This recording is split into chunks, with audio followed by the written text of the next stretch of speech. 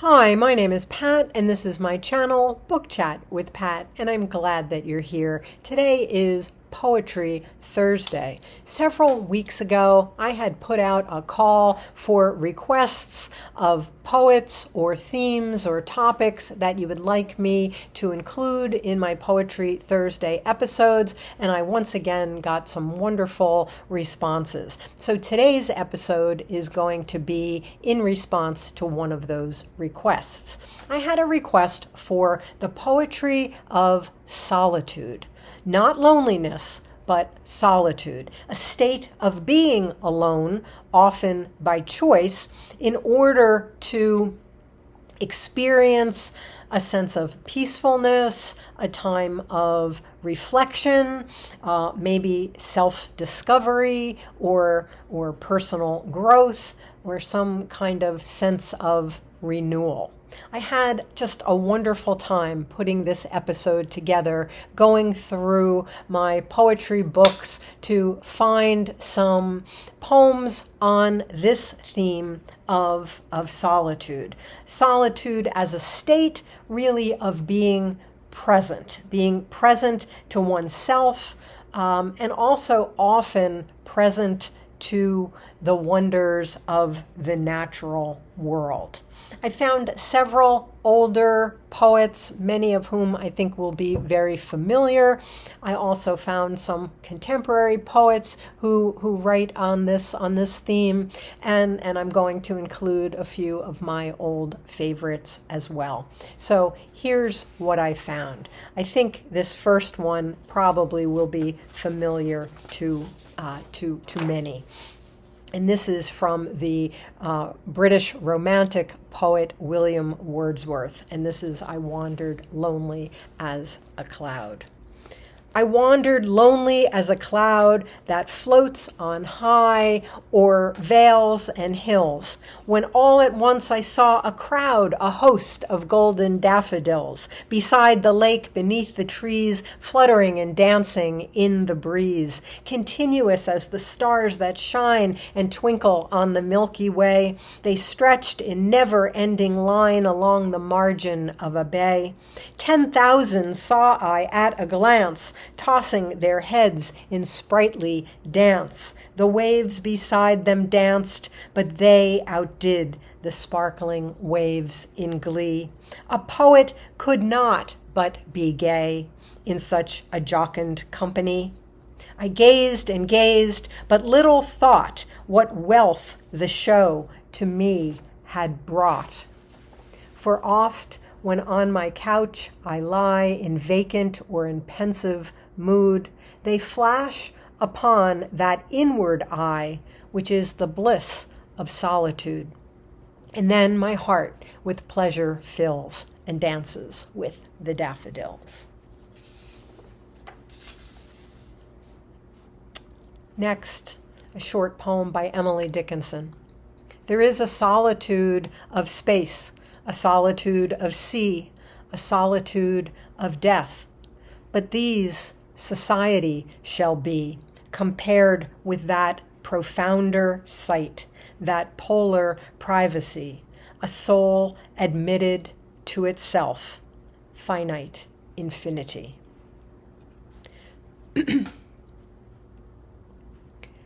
Next, Lake Isle of Innisfree by William Butler Yeats.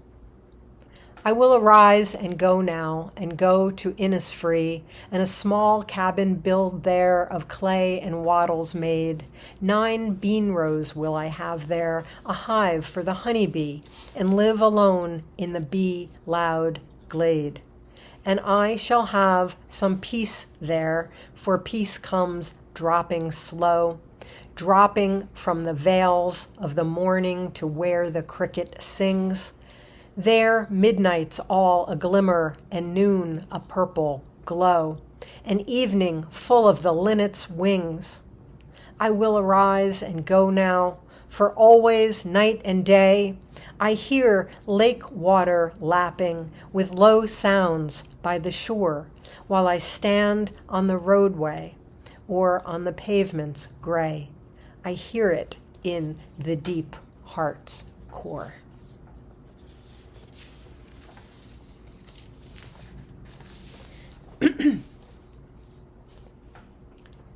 Childhood's Retreat by Robert Duncan.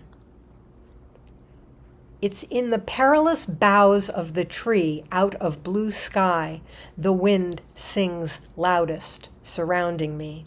And solitude, a wild solitude is revealed, fearfully, high, I'd climb into the shaking uncertainties.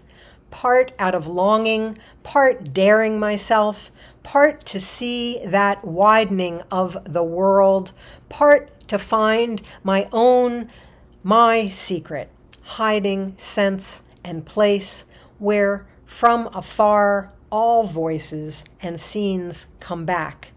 The barking of a dog, autumnal burnings, far calls, close calls. The boy I was calls out to me, here the man where I am. Look, I've been where you most fear to be.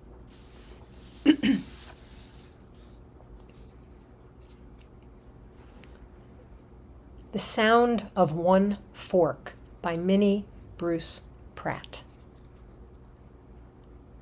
Through the window screen, I can see an angle of gray roof and the silence that spreads in the branches of the pecan tree as the sun goes down. I am waiting for a lover. I am alone in a solitude that vibrates like the cicada in hot mid-morning, that waits like the lobed sassafras leaf just before its dark green turns into red, that waits like the honeybee in the mouth of the purple lobelia. While I wait, I can hear the random clink of one fork against a plate. The woman next door is eating supper alone. She is 60, perhaps, and for many years has eaten by herself the tomatoes, the corn, and okra that she grows in her backyard garden. Her small metallic sound persists, as quiet almost as the windless silence, persists like the steady random click of a red bird cracking a few more seeds before the sun gets too low. She does not hurry. She does not linger. Her younger neighbors think that she is lonely, but I know what sufficiency she may possess. I know what can be gathered from year to year, gathered from what is near to hand, as I do, elderberries that bend in damp thickets by the road, gathered and preserved, jars and jars, shining in rows of claret red, made at times with help, a friend or a lover, but consumed long after they are gone, and I sit alone at the kitchen table.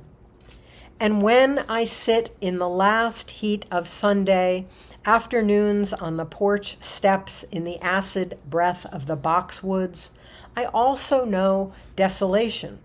The week is over, the coming night will not lift. I am exhausted from making each day. My family, my children live in other states. The women I love in other towns.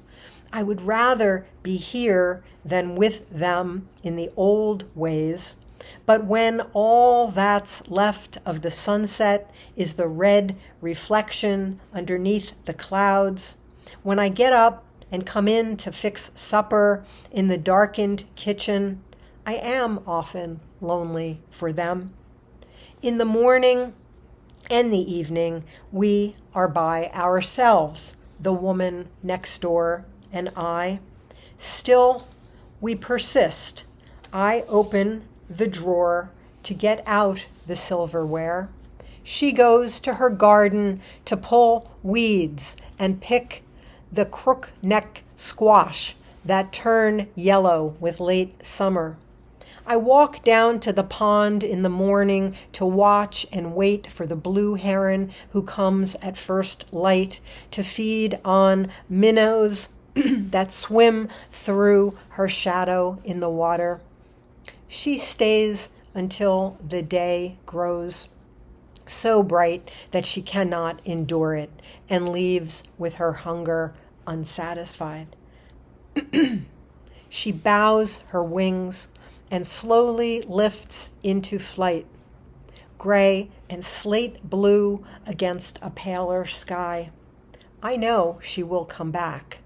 I see the light create a russet curve of land on the farther bank where the wild rice bends heavy and ripe under the first blackbirds. I know she will come back. I see the light curve in the fall and rise of her wing.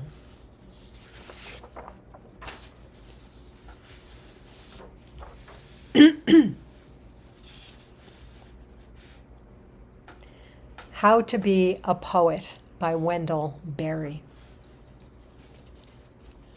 To remind myself. 1. Make a place to sit down. Sit down. Be quiet. You must depend upon affection, reading, knowledge, skill, more of each than you have. Inspiration, work, growing older, patience, for patience joins time to eternity. Any readers who like your poems, doubt their judgment. 2. Breathe with unconditional breath, the unconditional air. Shun electric wire. Communicate slowly. Live a 3-dimensional life. Stay away from screens. Stay away from anything that obscures the place it is in. There are no unsacred places. There are only sacred places and desecrated places. 3. Accept what comes from silence. Make the best you can of it, of the little words that come out of the silence, like prayers prayed back to the one who prays. Make a poem that does not disturb the silence from which it came.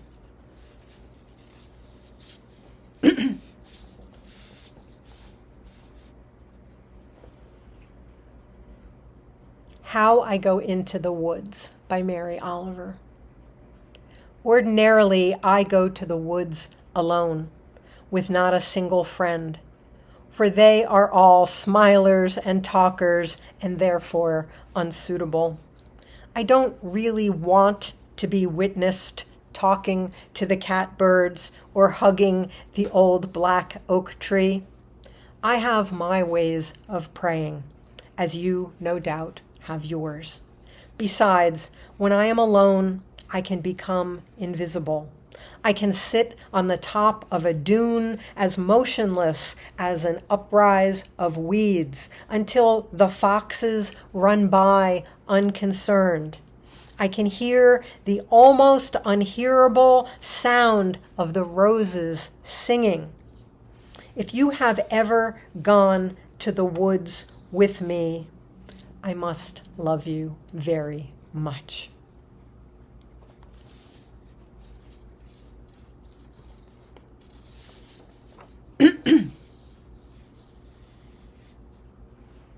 Invitation by Mary Oliver. Oh, do you have time to linger for just a little while out of your busy and very important day for the goldfinches that have gathered in a field of thistles for a musical battle to see who can sing the highest note or the lowest or the most expressive of mirth or the most tender? Their strong, blunt beaks drink the air as they strive melodiously, not for your sake and not for mine, and not for the sake of winning, but for sheer delight and gratitude. Believe us, they say, it is a serious thing just to be alive on this fresh morning in the broken world. I beg of you, do not walk by without pausing to attend to this rather ridiculous performance. It could mean something. It could mean everything. It could be what Rilke meant when he wrote, "You must change your life."